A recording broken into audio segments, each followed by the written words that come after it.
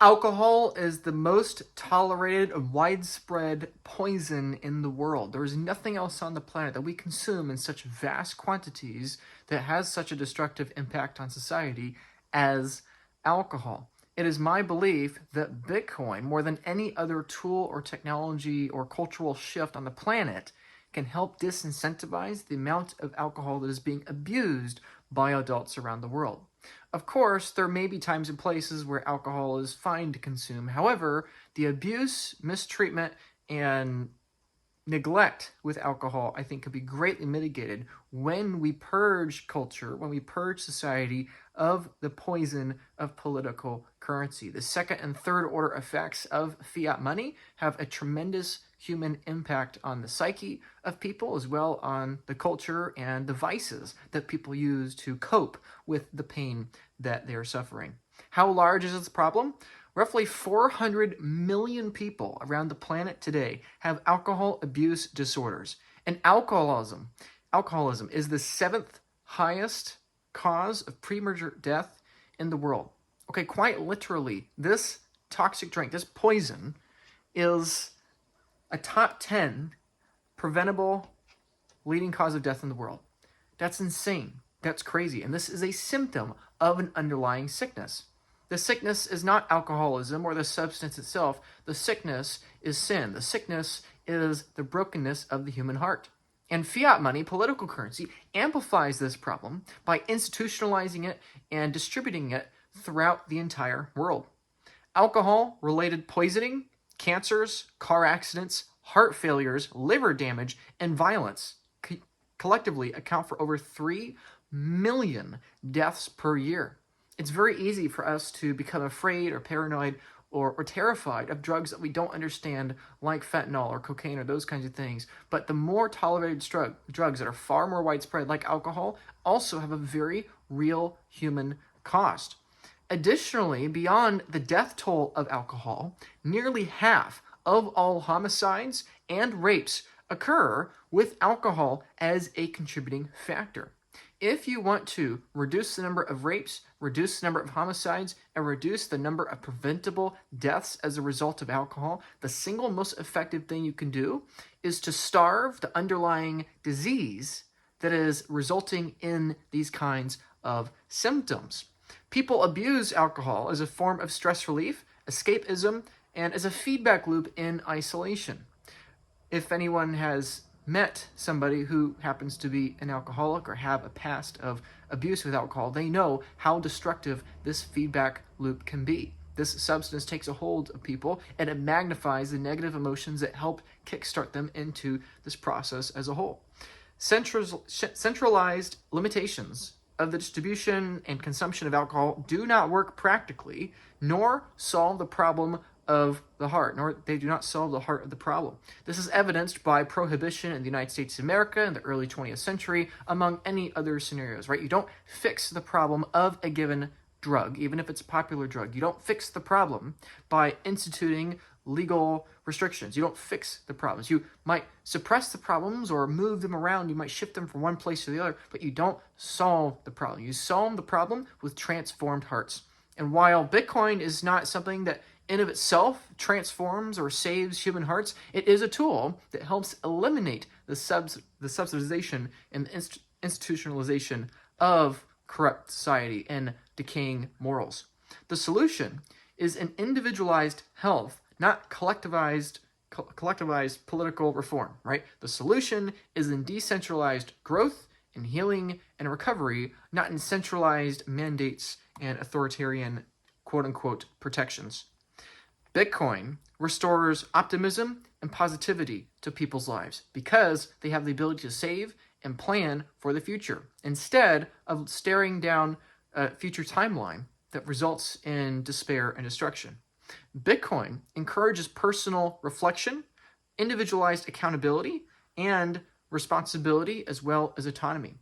To own Bitcoin is to accept responsibility of your future. It's not to accept handouts from the government or from other people in your lives, but to accept personal accountability and reflect on where you've come in your life and ultimately where you're going. And Bitcoin as a cultural movement beyond money itself. Bitcoin as a cultural movement enables people to set long-term plans and goals. This helps people set longer-term visions with their family. This helps people find ways to pursue healing. I have seen examples where people cut back on unhealthy foods, where they are trying to reduce weight. I've seen people quit smoking, quit drugs, quit mushrooms, quit alcohol, quit all kinds of things that they believe were negatively impacting their life. Why? Not because Bitcoin removed the sin problem from their heart, but because Bitcoin was a tool, a mirror that helped them reflect on their past and ultimately their future, and therefore help them change the actions they're making in the present. Political currency encourages zero-sum thinking because political currency is a zero-sum game of wealth redistribution from the currency creators onto the currency holders. Political currency, because it's a zero-sum game, incentivizes angst, and it tells people indirectly that there isn't a future. When you print the future away for the sake of momentary expediency, you encourage people to do the same exact thing with their personal lives and their bodies. Fiat money takes wealth from the future into the present to be consumed. Very similar to how an alcoholic has an abusive relationship with the substance. Quote unquote, forget about the consequences of tomorrow for the sake of today's pleasures is the ideology behind alcoholism and political currency. I think that is a really important worldview to have.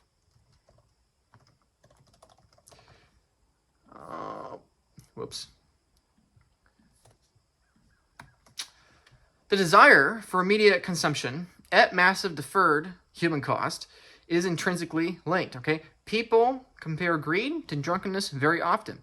Even former President George W. Bush said in reaction to the great financial crisis of 2008 that Wall Street got drunk and now it's got a hangover. And the question is, how long will it sober up and not try to do those fancy financial instruments? In the same way, when people talk about others getting drunk on power or drunk on greed or drunk on financial fraud and corruption, the same concept is true when it comes to alcoholism. Binge drinking skyrocketed towards the end of the Weimar Republic, aka Germany, in the late 1920s as a result of the Great Depression, as a result of moral and societal decay, as a result of exorbitant interest rates, and of excessive printing of political currency, eventually ending in hyperinflation. Economic stress, combined with the knowledge that the money, and aka ownership of the future, is dying, incentivizes people to forego the future for the sake of the present, and they go to all kinds of vices, alcohol being one of the most common vices.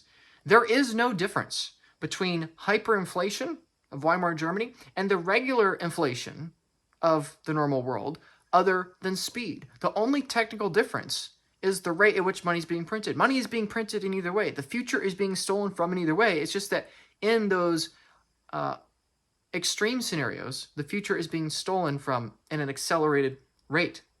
And so therefore, the fastest way to reverse rampant nihilism and alcoholism is to give the society a way to build sustainability into the future with long-term justified optimism.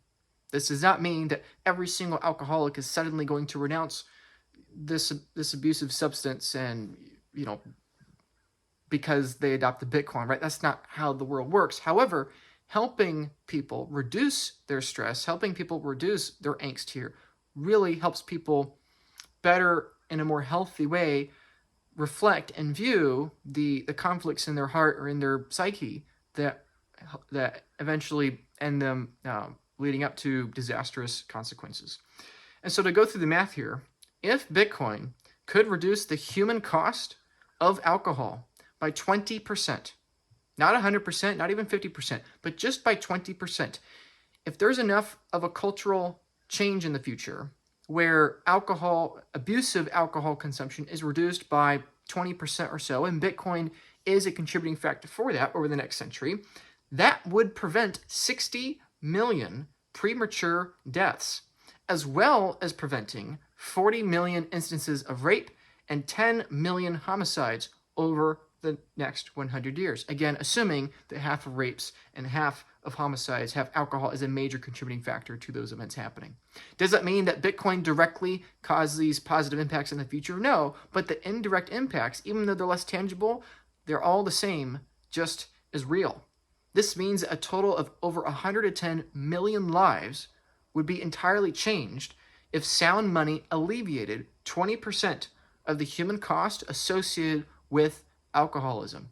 Because, of course, the extreme scenarios of alcoholism, those are the events that lead to the instances of premature death, rape, or homicide. And so even if the vast majority of people that are going to be alcoholics still remain alcoholics, potentially we could have a tremendous impact on the very extreme scenarios of people that are addicted to the substance. This does not mean that Bitcoin is going to magically fix the world and fix every human heart, but this does mean that it removes the economic incentive for people to have zero-sum thinking and for people to have nihilism and pessimism about the future. And hopefully that means that we see a tangible number of people abandon these kinds of vices and instead focus on accountability and sustainability in their own lives and building towards a better future. Ultimately, this is one of the many reasons why Bitcoin is not just a matter of financial preservation for the self, but is a matter of moral principle and helping incentivize a new kind of culture in the future that has less and less of these destructive, self-cannibalistic vices being used.